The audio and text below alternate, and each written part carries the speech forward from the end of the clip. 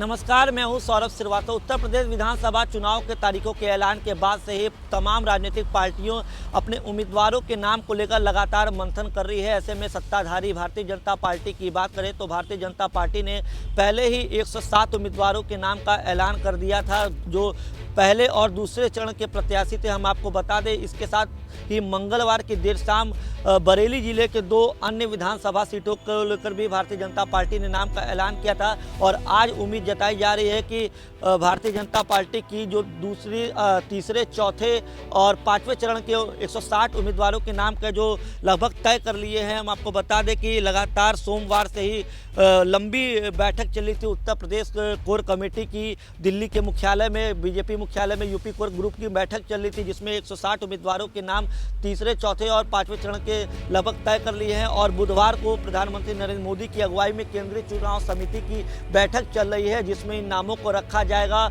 और उम्मीद ये की जा रही है कि इस केंद्रीय चुनाव समिति की बैठक के बाद बीजेपी जो है एक दूसरी लिस्ट जारी कर सकती है, जिसमें लगभग 160 उम्मीदवारों के नाम भारतीय जनता पार्टी जारी करेगी। हम आपको बता दें, इस बैठक में जो बीजेपी के सहयोगी दल है, अपना दल और निषाद पार्टी, इनके नामों को भी प्रधानमंत्री नरेंद्र मोदी के समक्ष रखा जाएगा। और इस बैठक में प्रधानमंत्री नरेंद्र मोदी के अलावा भारतीय जनता पार्टी के राष्ट्रीय अध्यक्ष जेपी नड्डा, उत्तर प्रदेश के मुख्यमंत्री योगी आदित्यनाथ समेत उत्तर प्रदेश के कई बड़े नेता भी शामिल हो रहे हैं, जिन्हें बीजेपी ने केंद्रीय चुनाव समिति में जगह दिया है। हम आपको बता दें कि 107 उम्मीदवारों के नाम का ऐलान किया गया था। अब कानपुर, बुंदेलखंड, अवध और मध्य की सीटों पे मंथन चला है। और मंगलवार की देर रात तक ये यूपी कोर समिति ने इस बैठक को किया है, मंथन चला है, नामों पे लगातार मंथन चला है। हम आपको बता दें कि जिस तरीके से उत्तर प्रदेश विधानसभा चुनाव से ठीक पहले भारतीय जनता पार्टी से कई बड़े नेता और विधायकों ने भाजपा का दामन छोड़ सीधे वो समाजवादी पार्टी में शामिल हुए हैं,